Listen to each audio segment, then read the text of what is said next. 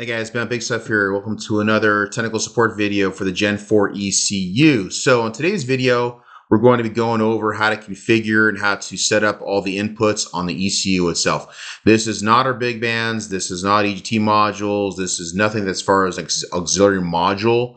This is simply just going to be the ECU itself. It's really simple on how to configure them and how to wire them up. So the first thing you're going to want to do is head over to our website, BigStuffTPM.com. We've got a really good tech support section, and under this Gen 4 Tech and Support, you're going to come down to the wiring diagrams, miscellaneous info column. At the very bottom, you're going to have an input matrix here.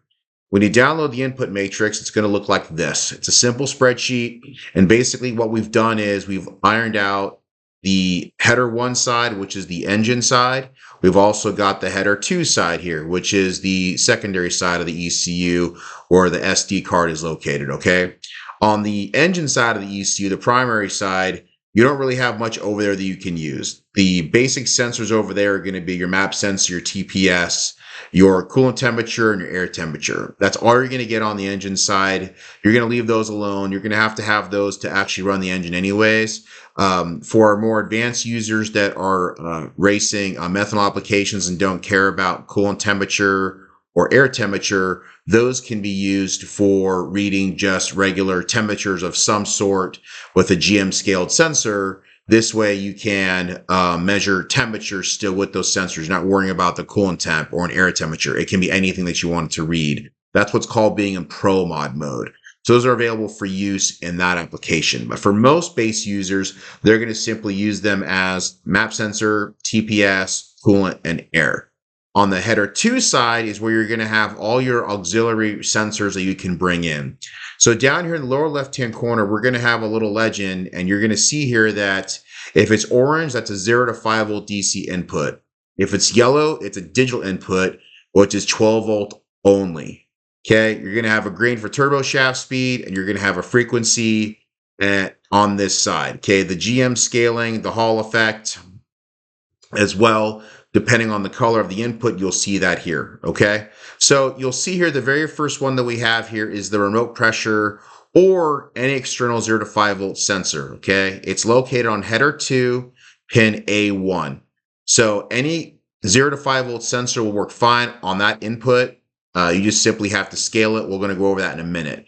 You'll see here for the digital input, this is the boost scramble or the AC bump. Okay, so if you're running a street car, you want to have your RPM increase a little when the AC turns on, you'll go to header 2, B1, 12 volt input. This can also be used for the boost scramble. So if you're going down the racetrack and you want to add more boost, CO2 pressure, whatever you want to use, you press that, that's a 12 volt in, and that would do the boost scramble function.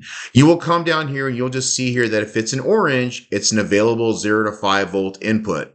Okay, now this one here for the CO2 wastegate pressure, if you're using one of our CO2 boost controllers, it has to get pinned to this sensor because this is where we actually monitor the wastegate pressure itself and we control to. So this one is a fixed sensor. You'll have to wire up the wastegate pressure sensor to this pin. Okay. The other ones here, if it says universal input, it can be anything you want it to be if it's 0 to 5 volts. Okay. So in our factory configuration, this is trans line pressure for header 2B3.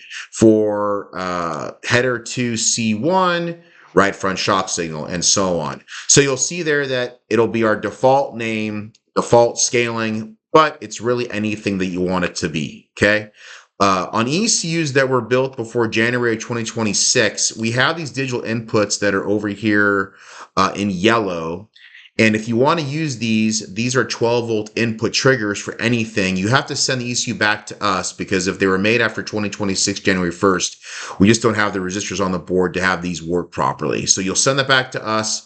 We'll put the resistors on the board for you, and then these digital inputs will work just fine. Okay? So again, those are just digital inputs. Those are 12 volts only. That would be header 2 E2, header 2 F1.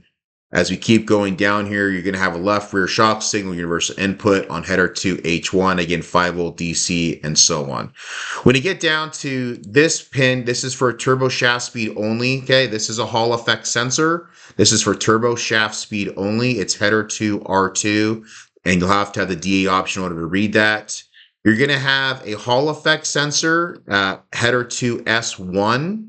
That same input can be used as a VR sensor, but only in a automatic transmission application for like a 4L60, 4L80. By default, that input comes out as a Hall effect. That's what most of our users are going to use. If you need the built-in transmission controller, we change that input to a 2-wire inductive pickup type. Okay, so that's where your Hall effect sensor will go. That's the input for it, header to S1.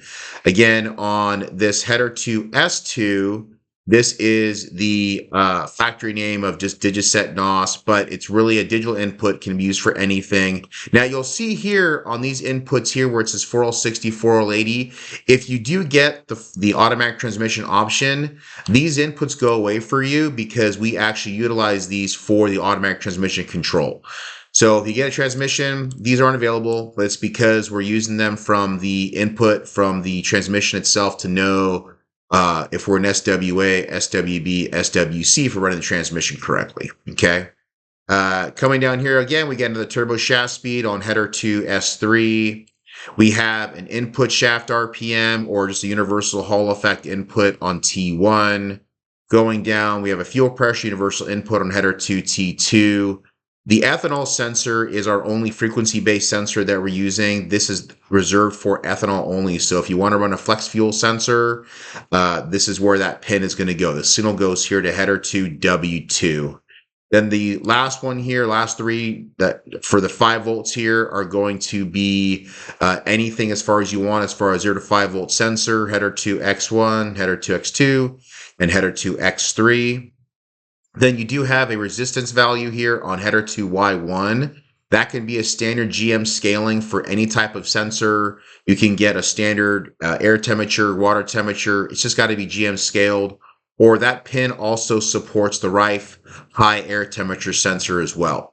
Okay, so this goes over all of the available inputs that you can use on the system itself, ECU only. Okay, now if you go into the software itself, you'll see here under the system menu, pin configuration, you're going to see here where you have your analog inputs column and your digital inputs here. So over here, you'll see where we have that digital input 1, high side 12 volts. If you see HS, that means high side, that means 12 volts in. Okay. There's the AC bump input that we were talking about as well. Okay. There's AC bump, but that's also the scramble. So if you choose boost kick, that's where the scramble feature comes from. All right.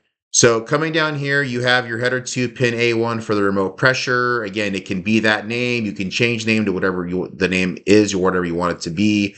These just are standard names for them. Laser height sensor, right front shock in. Again, there's your pin inputs. It's all spelled out for you clearly here in the software. All right.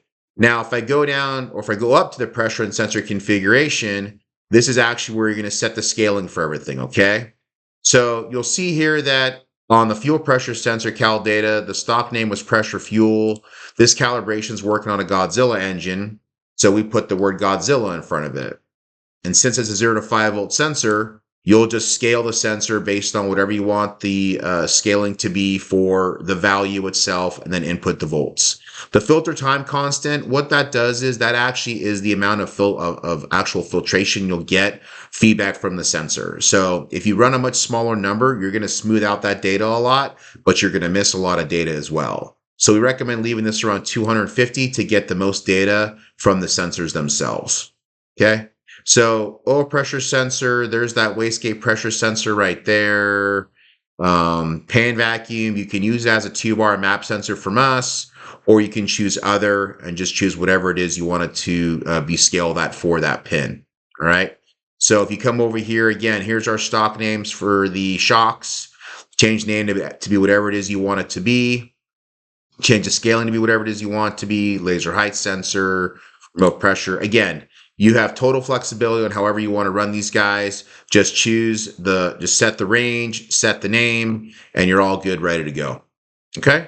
Again, this is available on the website. This input matrix here is available in the Gen4 tech support section. If you have any questions about that, please feel free to reach out to us at BigStuffTPM.com. Send us an email, support@BigStuffTPM.com, or check us out on our socials at Facebook and Instagram. And we thank you for watching, and we'll see you on the next one.